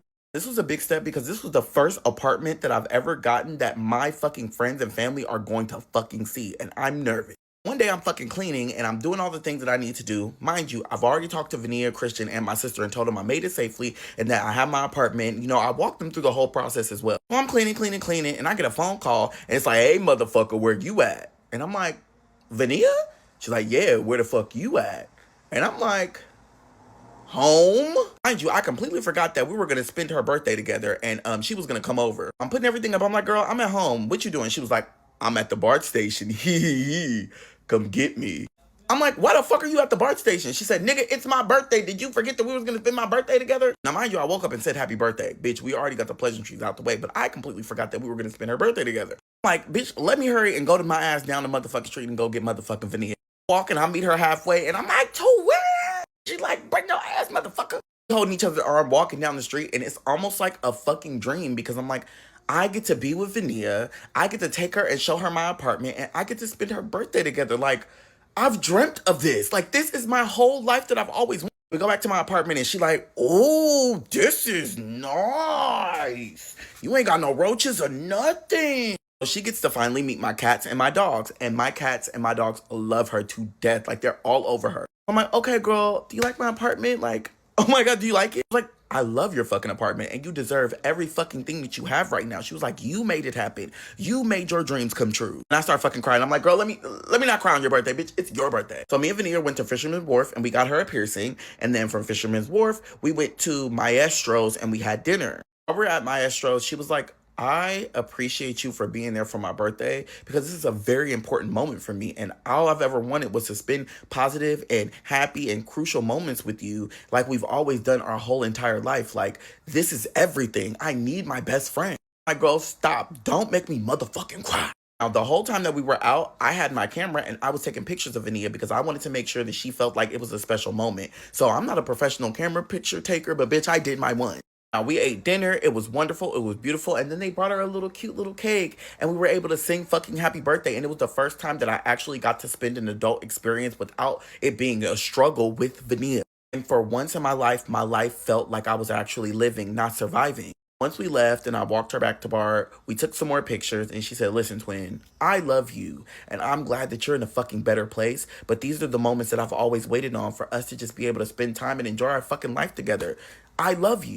Listen, I got my life together. I got shit right back on track. And even if it fucking derails, bitch, I'm not going nowhere. Get your ass on BART, take your ass home, and I don't want to hear from you, motherfucker. Get your ass there and call me when you make it. Now, I didn't want to cry in front of her, so on the walk home, I cried. I sobbed because that woman has been there for me since day one. And I was able to give her not only just a wonderful birthday, but I was able to give her another moment that wasn't negative, that wasn't her trying to save me, that wasn't her trying to come rescue me or be there for me when I needed her the fucking most. I could actually be there for her. I was actually paying for everything. I was actually giving her the birthday that she fucking deserved. I was motivated for the week to come because, again, I'm going to go to Pride with my sister and my best friend, Christian. The day before Pride comes up and my best friend comes over and he's like, oh my God, you have an apartment.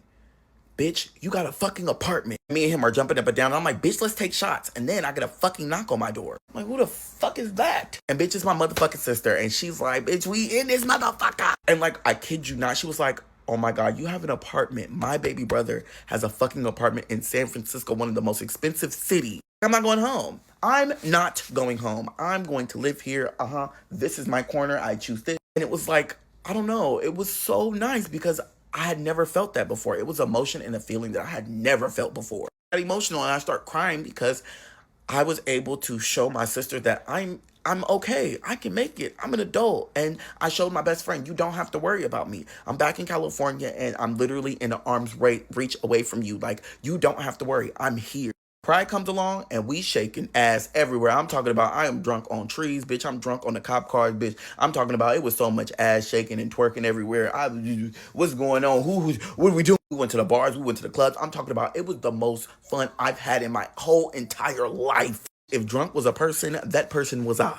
After that whole fucking weekend, everybody went home and I tell you, I kid you not, I laid in my bed and I felt like a bitch was dying. Now, I had to go to work for Home Depot in 2 days, so I mentally prepared myself by sleeping for fucking 48 hours. I got up and I went to the Home Depot. The whole hiring process went perfect. It was streamlined. Everything was good. I got in my first day. I was training for 4 days. Everything was simple. Now, at this point on social media, we're talking about the No Kings protest. And I'm telling them, let's push, let's push, let's push. It's going to be in San Francisco, California. I'm going to be there, baby. If you're nobody and you're somebody or you're anybody, you need to come. Every voice fucking counts and everybody fucking matters. Now, I start seeing in the stores that ICE was present at Home Depot. They were very frequent. I'm talking about, bitch, they was there every other fucking day. And I said, hello? I cannot work somewhere that not only doesn't align with my morals and my values, bitch. What the fuck? That's inhumane. So I said, hey, on my 6th day, it's time for me to leave. I know that I need a job and I know that this is necessary right now, but no. A bitch like me could never work here. Now, I left Home Depot 2 months before we did the No Kings protest. It made sense for me because, again, I don't align with their fucking core values. The fact that you're going to have ICE running rampant inside of your establishment, knowing that you're not only a fucking business and a corporation that's supposed to hold its standards high, but the fact that you're not even willing to fight for the people that work for you and the people that are standing outside of your establishment looking for work as well, you're shitty and you're trash. I'm out of a job. But guess what, bitch? I will never be out of one for too motherfucking long. I told my best friend I wanted to throw a Halloween party, but I really wanted it to be small, be more intimate, just me and a girl. My big ass mouth got on motherfucking TikTok and said, bitch, I'm throwing a Halloween party, and bitch, if you're not on the list, you're not motherfucking coming. I closed the app, went about my motherfucking day. When I got home that day, I applied to over 100 motherfucking jobs. I even got on live and I did it on TikTok Live so y'all can see how I was applying to jobs so frequently and so fast. Out of the 100 jobs that I applied to, only 20 got back to me. And out of the 20 jobs that got back to me, I only got 6 interviews. Out of the 6 interviews I did, 5 of them I went to a second interview. Now, me applying to all of these fucking jobs was a 3-day fucking process. Now, one of the jobs I applied to was literally within San Francisco, but it was in the queer community. And it was a small business, and this specific small business, they're looking for someone to come in and reorganize the store. This job position was 4 days a week, and it paid $21 an hour. Now, this was the first person to call me back for a 3rd interview. I got to talk to the business owner. And the business owner said, hey, I'm looking for someone who can not only come in and they can give me advice and give others advice on how to hire Black and brown queer people within the store so that we can do consignments for them. But I'm also looking for somebody that can also organize and they can front face and make everything look business ready. And I said, well, you're looking at that person. Now, for $21 an hour, you knew I wasn't going to take that. So I negotiated up to $26 an hour. Again, my job history is extensive and I know what I'm doing. As soon as you put me on the floor and you tell me and you give me a fucking directive on what to do, bitch, not only am I going to execute it, I'm going to execute it in a way that you didn't even expect. But within 4 days, I now have a fucking job. It's queer friendly and it's ran by somebody who's not only in the LGBTQIA community, but they're Black and brown. I'm checking my emails and I see that the president of Mexico wants to talk to me. And I'm like, wait. Not only does the president of Mexico want to talk to me, she wants me to interview her. Now, if you know and you've been here, I always talk about Claudia Sheinbaum. That is somebody that I look up to.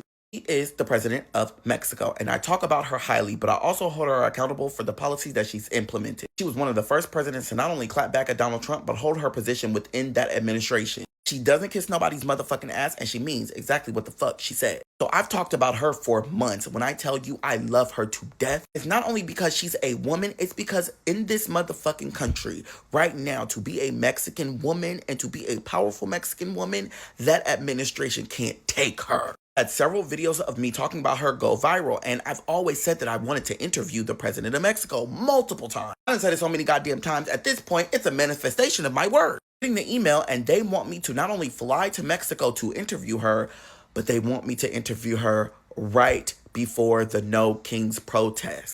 I was thinking about it, and I'm like, you know what? Not only would I love to go to Mexico and do this right now, but I also made a promise to myself and a promise to me that I would show up where I am needed the most. I had already made plans to be at the No Kings protest. I had already made plans to show up early. I had already made plans to help organize. And I had already made plans to pass out t-shirts and pass out things of the nature. I still had t-shirts from me making the Mexicans Ain't Going Anywhere, and I was going to pass them out for fucking free because, again, I wasn't even making money off of them. And I stopped even selling. It was literally only a 2-day thing. I emailed them and I told them, listen, I'm not going to be able to do it this time, but if we could reschedule for a later date, I would love to do it. Broke my heart because I felt like I was missing out on an opportunity that I wanted to do so fucking bad, but I also knew that I had already made plans to do something that was also big and major here in the United States. Now, I was like, let me log back on the TikTok because I don't know why they reached out right now, but bitch, I'm gagged like the president of Mexico. Log back on the TikTok and bitch, my Halloween party video blew up and I'm like, uh-oh, what the fuck did I do? Bitch, because I was really just playing at first. I got a big ass mouth. Everybody's like, where's my invite, sis? Where's my invite, sis?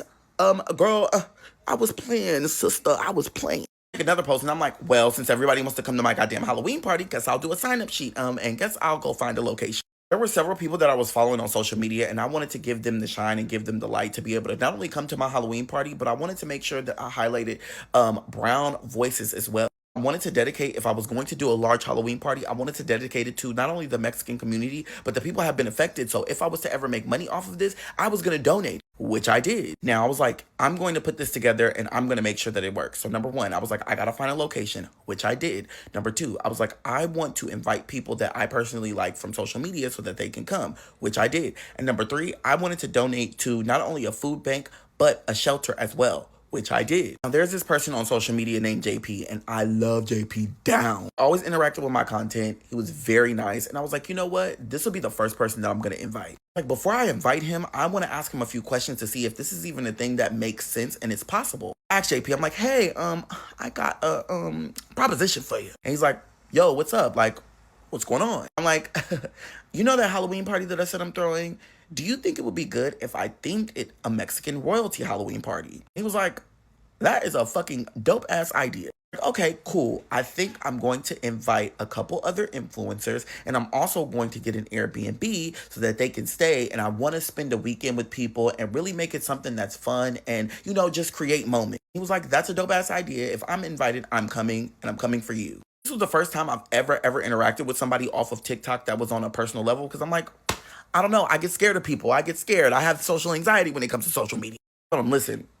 I want you to come and bring whoever you would like. I'll get the Airbnb. I'm going to get all the details. And when I get the other people, I'm going to create a group chat, put everybody in a group chat, and then we'll go from there. Now, the day before the No Kings protest, I made a post talking about I'm going to the No Kings protest. And there was a girl that made a comment, and she was like, look, we should go together and I should make a group chat. And then it got so many likes and comments. I was like, oh, well, if you make a group chat, add me. Added me to the group chat, and it was a bunch of wonderful, beautiful women. Like, oh, we're going to meet here in San Francisco, and then we're going to go protest from there. So I was like, oh, absolutely, I'll meet you. They're like, you're going to come, but you're like TikTok famous. And I'm like, girl, that don't matter. I'm human. We all meet up in a designated area, and when I tell you, every single person was nice, and I love them to this day. I started off with shots because, baby, to deal with this motherfucking shit right now, especially in this country, girl, and to protest right now, a shot is needed. And then I gave them t-shirts, and we all were wearing the Mexicans Ain't Going Anywhere t-shirts so we could all find each other, because I thought that was a smart idea. We all had flags, and from the location, we went and we marched to Dolores Park, and we went from Dolores Park all the way down and marched with everybody down to downtown San Francisco. First time that I actually went with a group of people to protest, but it felt so good. And to see so many different people come together, I'm like, baby, this is it. My life completely did a 180 because I was struggling trying to figure out who Ellis is. And then I realized that I'm not Ellis. I'm Elijah now. And then I had to figure out, what am I doing? How am I going to do it? Where am I going to be? Being sad for myself, being sad for others, you know, running from my problems to owning everything I do, from standing up for myself, standing up for other communities, being able to take accountability for the things that I do and the things that other people do, and standing strong in my own life and leading. Baby, I'm changed. I'm planning this Halloween party because, again, I want to make sure that everything is top notch because it's going to be blown up to be a big motherfucking thing. Now, during the time that I am dealing with this Halloween party, I am so into motherfucking Love Island. Landria, Huda, and Amaya, girl, come to the front. Them was my girls all motherfucking summer long. During the time that Love Island was going on, after they got out the fucking villa, number one, Amaya, she followed. Number two, Huda, she reposted. 3, Alandria, baby, got in contact with her and got in contact with Sweet Green, and they sent me a fucking care package. Like, there's no way that the 3 girls that I love the motherfucking most. Now, for some strange reason, there were so many goddamn white people that were dissing Cowboy Carter, you know, Beyonce's goddamn country album. And I came into the defense of my girl Beyonce because if everybody knows, I love Beyonce. And I just use my voice and I speak for politics, but I also speak about things that happen to not only black women, but black and brown women and black men, especially ones that are highly educated and are within the community, and they do the things that are necessary, not only for themselves, but for others. Again, I've only been on the internet at this point for 6 months on TikTok. I'm still fairly new, and I don't know what the fuck I'm doing, but I'm just using my voice and I'm speaking how I choose. Now, I'm like, you know what? I need to go ahead and I need to go and set a date to go see the actual venue for the Halloween party. So I set a date and time to go see the venue, and the lady is like, oh, by the way, I can't do that. I'm busy. It's a month away from the goddamn Halloween party, and I'm like, girl, what do you mean you're busy? Do you want my money or not? So I said, you know what? I'm going to take a chance. And I sent her the money for the venue on Peerspace. So it's booked. And I'm like, listen, come the day before or the night before or the week before, I will be able to see the venue. I don't think nothing of it. And me and Vania shop all around goddamn Bay Area for motherfucking decorations for the Halloween party. Went to several motherfucking different places. I end up getting in contact also with the DJ, and bitch, DJ secured. I put the tickets in my bio, and I also told people I'm going to be donating to not only a food bank, but also I'm going to donate the money to a fucking shelter. I don't want to make no money off the Halloween party, and even if I did make money, I would probably make like maybe $100 at best. And when I tell you, the Halloween tickets sold out in motherfucking 24 hours. There was only 100 tickets because, again, the capacity was for 100 people. And it took 24 hours for the fucking Halloween party to motherfucking sell out, bitch. Thank you, Jesus. And not only just for me, but I knew that I would be able to donate and give back like I've always wanted. I also decided to get an Airbnb, and I invited 3 more people to come down. And again, I wanted them to stay at the Airbnb, and then we would go out, we would have fun, and I wanted them to be a part of this process because it's the first time I'm doing something on this scale. Literally took me a month and a half to really just plan things and get everything together. So I had an open bar, I had food, and I made sure that everybody who wanted to come, they had the address. During this whole time of me planning this Halloween party, I'm in communications with JP. Now, JP helped me so fucking much. There were so many things that I didn't know that even existed that he helped me with, and I'm like, you know what? You know too much. From even inviting people, from even the things that I wanted to do, from just going out. And again, this was around Halloween. So again, Friday, Saturday, and Sunday, I had a whole plan. It was the first time that I connected with somebody over the internet that I felt comfortable with. And it was almost like, you know, I've known you forever. So I was like, hey, when's your birthday? And he was like, it's in December. I'm like, December what? And he's like, December 4th. And I'm like, my mom's birthday was December 7th, and she's a Sagittarius. He was like, well, I'm a Sagittarius. And I'm like, no wonder. And it made me emotional because I'm like, you remind me of my mother so much, and it's the good parts. You remind me of everything that she would try to tell me. She would literally try to warn me of the things that would happen and give me the best advice and just be positive. Like, what? Like, wait, I didn't even know that your mom's birthday was December 4th. Like, what? It's like, no, I'm just a Sagittarius. I'm just myself. I was like, listen, I need to keep you around. You are somebody that I need in my life. Your help with this Halloween party, and I need you to give me advice. So anytime that I ask you a question, can you please give me honest motherfucking advice? I was like, listen, I'm here for whatever you need. Don't worry about it. I'll be honest and straightforward with you. The Halloween party's in a couple of days, and I have the Airbnb, I have the location, I have the food vendor that I'm gonna use, I bought all the alcohol, I have the DJ, I have the decorations, I have the venue, everything is fucking set up. So fucking nervous because I'm like, listen, I invited these people from the internet. They're gonna be seeing me. I'm gonna look a fucking mess because I'm just nervous. But I was like, you know what? Bitch, you got this. You set this shit up within a month and a half. You motherfucking did that. You did.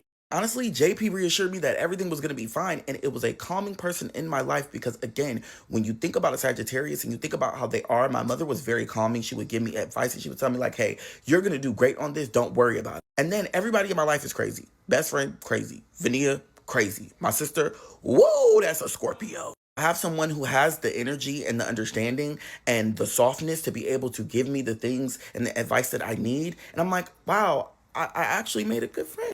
The day that everybody was flying out for Halloween, which was a Friday, and the first start of the fucking weekend, everybody came, but JP was late.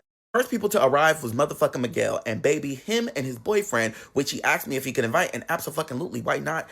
They got engaged in San Francisco. Bitch, I was gagged. So not only was I a part of somebody's fucking story now, the fact that I could be a part of their life in the way that's so fucking positive, like, bitch, you motherfuckers are engaged.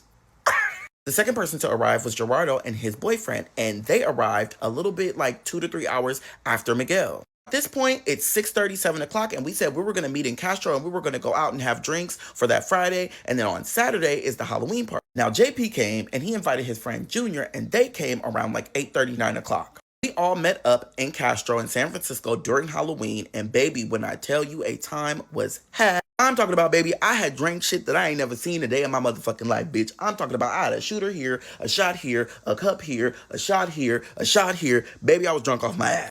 Everybody who I invited, not only were they brown, but they were gay. And I was able to actually party and have fun with men who were gay, who were not fucking judgmental. And it felt so fucking good. You know, JP is like my little whisperer. He tells me nice things. So I'm like, ooh, let me talk to him to see if everybody's okay. Bye, JP. I'm like, is everything okay? Like, is everybody having fun? Like, do you like the 1 and the 2? He's like, it's perfect. Don't worry about it. It's great. We're all having fun.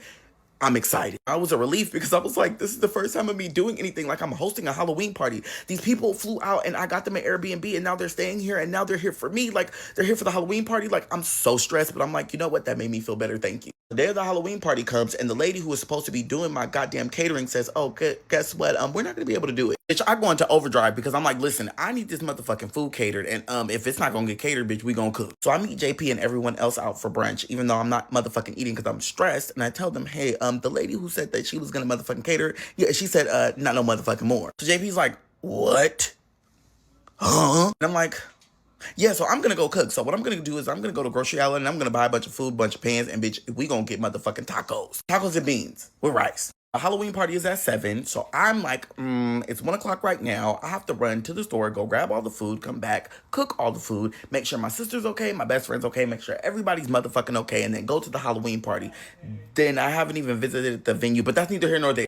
Food gets cooked. I get dressed, even though I'm not really dressed for the Halloween occasion because, bitch, I had just laid over the stove. But we ain't gonna talk about that. So now it's 6 o'clock and I still haven't heard from the lady who owns the venue. But nevertheless, bitch, I get my motherfucking food and I get in the motherfucking Uber and I take my ass down there. Now, while I'm in the fucking Uber, she messages me and say, hey, here's a lock code, here's the key, and this is what you do to put in, and that's how you get in. Nigga, you could have messaged me this shit 2.5, 3 days ago. What the fuck? I get to the fucking venue at 6:45 and then Vania pulls up and I'm like, damn, bitch, you on time? She was like, my friend's senses was tingling. What's up? Why we not open? I'm like, girl, I just got here. She just gave me the code too as well. So girl, we got to do this together. So she was like, you know what, bitch? I just came here to support my motherfucking friend. Open up them doors. Let's get this crack-a-lackin' booty smacking. Open up the doors, we set up all of the food, we set up all the drinks, we set up the tables, we set up the chairs, we set up the decorations. We do everything within 15 fucking minutes. Then the DJ pulls up. The DJ, hey, set up wherever you want. These people are going to be coming. I appreciate you for coming early. And if you're hungry, there's food. If you're thirsty, there's drinks. Whatever you want, let me know. Text JP and I'm like, listen, everything is set up. Like, I'm nervous. I don't know if people are even going to come. I don't know if people are going to even show up. Like, I'm just nervous. He's like, don't worry, we'll be on our way. Everything is going to be fine. If you need help, I can come there myself. And I'm like, no. You enjoy. I got this. Don't worry. It brought me a sense of peace because, again, it reminded me of my mother and the way that he would just tell me, like, everything is going to be okay. And I'm like, I needed you. Everything is set up at this point, and literally the first people start showing up, and I almost cried because I'm like, people came. People actually came. Like, I know they bought their tickets, but they came. I'm like, oh my God, hi. And they're like, we love you. I'm like, me? You love me? No. The fact that not only people showed up for me, but they showed up for another cause. The fact that I was donating the money in the first place, and then they were asking me questions like, how do you feel about Palestine? How do you feel about this administration? What do you see for your future? And, you speaking out for other gentrified communities and communities that don't have a voice. And I'm like, oh my God, I love this. This is me. I met so many different souls, so many different people who not only aligned with me, but understood that we need to stand together as a community. Baby, it was like the perfect fucking night. Then everybody that I had personally invited came from the Airbnb and they finally made it. And when I seen JP, I was like, I'm fucking nervous, but I'm doing it. I'm motherfucking doing it. He was like, no, this is wonderful. I love this. Like, oh my God, this is amazing. And it was like, I finally felt at peace. Like, I finally did something and I overcame something that I always wanted to do. Everybody's eating, everybody's drinking, the DJ's playing music, everybody got up and danced, baby, everybody was lit. And then Vania came, she was like, twin, I have to go because I have to go to work tomorrow. I showed up for you and that's all that matters to me and I will always be here for you. Now, Vania lived an hour and 45 minutes away and she just pulled a full fucking shift at work. So I'm like, listen, I love you to death for even showing up for me. She was like, I'm always gonna show up for you. It don't matter what situation, it don't matter what place, I'm gonna be there. That I love you, drive safe, and bitch, take you to go play, bitch, because I'm not taking none of this home. Now, almost before it's time for us to go, I make a speech because it's my sister's birthday and we're able to sing happy birthday to my sister and I make another speech. But in this speech, I'm able to talk more about not only the things I've been through, but the fact that I'm here today. And for people to not just look at social media and take things for what they are, but actually understand that behind that profile picture, there's a real person has gone through real trials and tribulations. And I know you see numbers and you see success and you see popularity, but I worked very hard to not only get where I am, but there's so many things in my life that led me to this point that I know who I am no matter how big my social media account is. And it was the cherry on top for my life in that moment because I realized that not only had I made it, but I have been made it. It didn't take me to be on social media and be in California to say that I made it. I have made it through life. I have made it through the trials and tribulations. I made it through the snow. I made it through Michigan. I made it through Chowchilla. I made it through Fairfield, California. I made it through Oakland. I made it through San Francisco, baby. I made it. Party is wrapping up. I exchange social medias with everybody. I take pictures with everybody and I tell them, listen, stay in contact with me. I am not some random social media guy that you met on social media. Y'all stay in contact. So everybody's saying goodbye. Everybody's saying goodnight. And I'm like, where's my best friend? My best friend fucking disappeared. And I turned around and I'm like, where's JP? Hello? My sister was like, oh, they went out to the club. And I'm like, Okay. Well, why the fuck they didn't tell me? So I guess we're going to the club. Pack up everything. We take all the drinks. We take all the food. And we go back to my apartment. We drop it off there. I get freshened up. And then we head to the fucking bar. Get to the fucking bar. And bitch, everybody is motherfucking slammed. Sorry. We came for a good time, not a motherfucking long time. Now, when I get there, JP's like, oh my God, it's you. And I'm like, oh, what's up? What you doing? Where is everybody? He's like, they're over there. And then I look over there and I see my best friend and I see a bunch of other people who were at the party. And I'm like, oh my God, like, everybody's here. Like, what the fuck? I go say hi to everybody. We're laughing. We're giggling. Ha ha ha. And I'm like, I gotta use the bathroom. And the JP's like, I gotta use the bathroom too. So I'm like, let's go to the bathroom. Now, while we're standing in line at the motherfucking bathroom, this white man in the back of me is running his fucking mouth. Now, one thing led to a motherfucking another because we're in a bar and everybody's drunk. Like, you know what? Let's go. We'll come back. Then the white man starts running his mouth again, talking about, yeah, you better motherfucking go. You better motherfucking leave. You better motherfucking dip.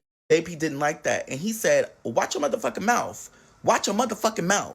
So the first time I ever heard JP get bucked with a motherfucker, I ain't never heard nothing like this. He was very sweet, very calm and collected. Bitch, who the fuck is this? Now, I knew that we were in a bar, and I knew that, baby, the moment that them two motherfuckers get into it, bitch, I'm gonna be in the middle, and I'm gonna have to do some damage. So I grabbed JP, and I moved him to the front of the goddamn bar, and I sat him on a chair, and I said, I got this. Don't worry about it. I got this. Now, the white man proceeds to follow. Now, that was his wrong motherfucking move, because what he should have did was mind his motherfucking business and let me handle the situation. He tries to walk up on me, and I specifically tell this man, verbatim, you take one more step into my circle, I'm whooping your ass. He tries to politely take a step closer towards me, and all I seen was red, and I punched him in his shit. I done punched this man in the motherfucking face, and I turn around, I see JP, he's staring at me, I grab him because he's a little intoxicated and take him outside. Mind you, there's nobody sitting in the front, like there's no bouncer, no nothing. So we are safe and Scott's free. So I drag him over by the bus stop and I tell him, sit here, don't move. And he's like, okay. I'm like, if you move, don't fucking move. He's like, okay. I'm like, damn. I gotta tell everybody I just punched this man. So I go back in and I move by everybody because I ran out so fast they didn't know who hit who. So I weasel my way through the motherfucking crowd while they try to pick the dude up because, again, they don't know who the fuck hit him. And by the way, I am wearing a blue stitch onesie. So that, ugh. So I go in and I tell everybody that, yeah, I did a boo-boo and I punched somebody in the nose. They're like, what? I was like, yeah, it's time to go. JP's outside, let's go. And all of us are walking outside, and as we're walking outside, I see the guy and his best friend, or his friend, girl, I don't know. The girl notices me because she's seen me in my onesie, and she's like, you fucking bitch. I'm like, I don't give a fuck, and I'll do it again. And then, mind you, they lived next door because they were walking up the fucking stairs. And my sister's like, oh, is that the motherfucker you punched? Is that the... And I'm like, whoa, nope, let's go, time to go. She's like, no, let me at him. Let's go. One thing about my sister, she don't play. She gonna try to murder. I don't have time. So we're walking down the street and everybody's like, okay, let's go get some pizza. And I'm like, okay. And then they actually decide to go get Mexican food. And I'm like, wait a minute, where's JP? I'm like, oh shit, I left him at the bus stop. So I went back, got JP sitting at the bus stop because he didn't move. And I'm like, let's go. And then we're going to the Mexican restaurant. We're all eating at the restaurant and everybody's just talking about how they had such a great time and how this was just such a good thing. And like, you know, they want to do it again and again and again. I'm like, I love this. Like, not only did these people show up for me, but they're all showing up for each other and we're all talking like you would have thought we were friends for fucking 20,000 years. Like, I want to do this forever. Everybody's tired and they're like, we're going to go home. And I'm like, okay. So everybody hops in their Ubers and bitch, it's just me and JP. And I'm like, nigga, you didn't get in the Uber with them? He's like, no. I'm like, okay, I will help you and get in the Uber with you and take you to fuck to catch an Uber all the way to the Airbnb, make sure he makes it in the fucking door, and I was like, go to sleep and don't leave his house. And I take my ass and get in another Uber, go all the way the fuck back home.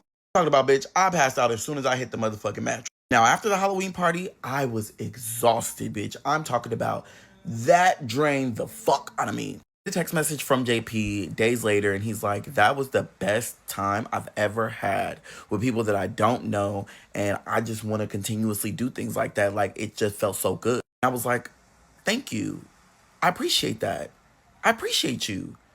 Thank you. I told him I was also able to donate money to a food bank, but I also was able to donate money to a shelter. Now, the specific shelter that I donated money to was the original shelter that I had stayed in when I first came to San Francisco, California. I'm not gonna cry and I'm not gonna tear up, but I wanted to pay it forward because in the moment, the woman who took me in and gave me the application and even told me how to navigate San Francisco, I wanted to give that back to her. And I know that she probably either didn't work there or I would never be able to get in contact with her again. But I knew that what she did for me saved my life. So I wanted to be able to give that back in any form. And this is the best form that I have right now. It was a full 180 moment. And I didn't even realize at the time, because remember, this was in October. I didn't realize how pivotal that was, how big that was, how monumental in my life that was. Thanksgiving comes around, and again, it's a very, very bittersweet moment because Miss Ace's death anniversary is coming up. Anytime her death anniversary comes up, I shut down and I can't do it and I can't be present. Now, for Thanksgiving, my sister had plans, and for me, I don't eat a lot. So Thanksgiving used to be a moment for my mom because she loved family. So I told my sister, don't worry about it. We will spend Christmas together. I'm going to spend it by myself. But instead, I didn't spend it by myself because guess who showed up? My motherfucking best friend. Best friend and I, we went out to eat. We rode motherfucking e-scooters around the whole goddamn city. And when we came back, I made frozen margaritas, which really didn't freeze, but bitch, they margaritas. And my mom's death anniversary came up after Thanksgiving, and I tried to hold it in my fucking best. But I said, I'm tired of holding it in. I'm going to let it out. And I finally just let it all out. I cried, and I cried. And it was boo-hoo sobs. And I just said, I'm sorry. I'm sorry, I wasn't there, I'm here now, and I'm making it, and I'm alive. And I miss you, and I love you, and I can't wait to see you. I cried for about 2 fucking hours, and it was the first time that I had accepted that she was actually no longer here. And it was painful. But after I cried, and I got it out, I felt the weight of the burden of me holding on to the fact that I felt like I was the reason my mother wasn't here. It left. It went. It's not here anymore. I said, I'm no longer going to have the burden of my mother not being here on my shoulders. I'm going to move forward. And for Christmas, I'm going to make sure that me and my sister can enjoy and share our time together. JP said he's coming to San Francisco for his birthday. And I'm like, you know what? I'll be there. Since his birthday was December 4th, I knew that I would be able to spend time with him, and it would be right before my mother's birthday. I was able to share his birthday, and I was able to give him moments that mattered because when he was there for me, he gave me moments that mattered, and I felt like I had to pay that forward. And it took my mind off of the fact that my mother wasn't here, and it made me feel so good, and I was like, I actually found my mother and someone else, and now they're in my life. That's insanity. Now, the day before my mother's birthday came, and I was like, I really don't want to deal with this right now. I don't even want to be anywhere. I just want to be at home, and I want to be asleep. But it was my cousin's birthday, and my sister was like, you have to show up because your family hasn't seen you in I don't know how long. And I'm talking about they hadn't seen me since I was like maybe 10 years old. I decide I'm going to go. I'm going to show up late, but I'm going to make sure I make it. Not only just for my cousin, but for my sister as well. So I go, and when I tell you, it was almost like I had just seen them yesterday. We talked, we hugged, shed tears, we cried. All of them said, we miss your mother. We miss Miss Asa. Like, she was a heart to us. She was everything to us. And it made me remember that family still exists. The family that I was searching for was here the whole time. That night, me and my sister decided to go back to my apartment, and she said, I'm going to stay the night with you because it's mom's birthday in the morning. And I was like, you know what? That's a good ass plan. She was like, bitch, that was the only plan. Me and my sister, we stayed up until 12 o'clock and we drank motherfucking drink, and we were just happy that we were together with each other and we could actually spend our mother's birthday together. We laughed, we shed a couple tears, baby, we was eating cookies, snacks, and all types of shit. And it was the first time that I seen and spent a day with my sister that I knew was the most important part of my life, and that was my mother. Now, a few days later, I see something trending on TikTok, okay? And I'm just like, oh, this is a cool story. And a lot of people are talking about closed adoptions.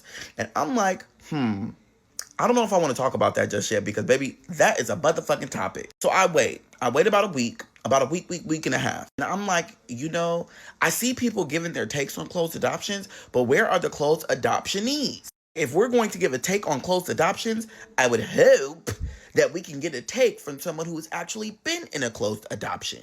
So then I get the motherfucking bright idea. I got an idea to post my closed adoption story. But was I really motherfucking healed? I really didn't know. But I knew that I was in a different place in life. I wasn't afraid and I wasn't scared to speak my motherfucking piece. I knew that there would be people that would be motherfucking mad. And I also knew that there would be people that would hate me for speaking up the way that I am about my fucking life. Now I had therapy the next day and I was like, you know what? I'm gonna bring this up to my motherfucking therapist. Now during my therapy session, I was really nervous because I was like, I don't know if I want to bring this up to my therapist yet, but I think it's time to talk about it. So I asked my therapist, I was like, hey, should I get on TikTok and talk about my closed adoption story? Because everybody is talking about it, but nobody is talking about it from the point of an adoptee. And they were like, listen, you have to do whatever you feel is necessary for you. And if it's a part of your journey and if it's a part of your healing and you feel like it's necessary for you to do, you should pursue it. I said, but what if it affects other people? And they were like, listen, although it might affect other people, if it's the truth and it's coming from a vulnerable place, then that's something that you need to not only deal with on your own, but you're also going to have these hard conversations with other people. I said, bitch, I need a shot. I need a shot. So I asked JP, hey, I want to talk about my closed adoption story. And mind you, I've told JP a lot. At this point, JP knows who my sister is. He knows who my family is. And he knows the struggles that I've been through. I tell him all the time. And JP says, no matter what you do, I got your back 100%. And I feel like you should be able to speak and talk about anything that you want to. And it was good to have JP's support because a lot of this story doesn't involve JP. Now, I knew that if I talked about this, baby, I would have to include my friends, my family, and people that I do not currently talk to. And I was a little bit irritated because I'm like, damn, this is a heavy, hard motherfucking story to talk about. Not just a story, it's my fucking life that I'm currently fucking living. So, bitch, now I have to talk about things and be open and honest with who I am. I've been on the internet long enough, and I feel like I'm an open and honest person, and I feel like everybody deserves to know a little bit of something about me. At this point in my life, I'm established. I've talked to Oprah, I've talked to Beyonce, I've talked to Kamala Harris, I've talked to Gavin Newsom, I've talked to the president of Mexico and her team. I've been on TV, I've been on multiple different talk shows. I've had multiple different people and celebrities follow me and interact with me. There are so many different people that were my influences growing up, and I'm just like, you know what? I think at this point in my life, I have done the things that I've always wanted to do. I go out and I speak for people, I go out and advocate, I go out and I spend my time at the shelters, and I give my time at the shelters. And, you know, volunteer work is what I do. So I think at this point in my life, why not talk about me? Why not talk about the shit that's fucked me up in life and the shit that's made me myself? I need to talk about that. Not only do I need to talk about it in a way that's not only going to help me in the future, but I also need to talk about it because I could help someone else in the future with my story because I've been through so much goddamn shit. But I waited. I said, you know what? I'm not going to talk about it just yet. I'm going to wait until everybody else stops talking about it. It was on my mind heavy one day, and I text JP and I was like, JP, I need a change. But I need a change that's an open and honest change. And I don't know what that looks like. And he was like, do it. Instead of waiting for someone to do it, instead of waiting for you to do it, instead of waiting for it to fall in your lap, do it. It's about to be 2026. Don't take anything that you don't want with you into the next year. You know what? You're absolutely the fuck right. Went to Whole Foods. I grabbed me some motherfucking food. I need to go get cat litter too because, bitch, my apartment was stinking, ho. Don't judge me. Came home, cleaned the cat litter, washed my dog, cleaned up, made sure everything was put where the motherfucking need to be. And bitch, I'm talking about, I really sat there and I thought about it. I knew that I would be opening a box of worms if I talked about this. And unfortunately, I kind of at this point didn't give a fuck. I'm tired of holding things in and people not being willing to talk about the things that not only hurt me, but the way that I've hurt other people as well. I've already taken accountability for my actions. And I knew, baby, at the end of the day, you didn't like what the fuck I gotta say. Bitch, you gonna listen anyway because I gotta say. I knew my sisters followed me. I knew my brothers followed me. I knew there were people that were attached to story that, you know, would be also affected in a positive way. And I knew that they followed me. So what I did was, before I started talking about this story, baby, I sent them a message. And I said, hey, I'm going to be talking about something that's really deep and really hard, and you're a part of the story. It's my closed adoption story, baby. And if you judge me, I'm sorry. If you don't, thank you. But if you don't like it, I will definitely not speak about the things that's happened to you and happened to me. People that I love the most and that are closest to me, they respond and say, baby, talk about what you need to talk about. Period. Now, I text JP and I was like, you know what? I'm going to do it. I'm going to just do it. I'm going to do it and I'm not going to look back. And I don't give a fuck how many people see it. I don't give a shit if nobody motherfucking see it. If one person sees it and it helps somebody's motherfucking life, that's all that fucking matters. I don't even wait for him to motherfucking respond to me. I open my motherfucking app and I just start recording. Make 3 videos talking about my closed adoption story, bitch. I'm talking about I posted them, closed the app, and I didn't give a fuck about who seen it and who didn't see it, bitch. I said what I said. I finally felt like I get to talk about who I am. I talk about everything the fuck else. I talk about Donald Trump. I talk about politics. I talk about other people's lives. I talk about everything under the moon, the star, and the motherfucking skies, bitch. But I don't talk about me.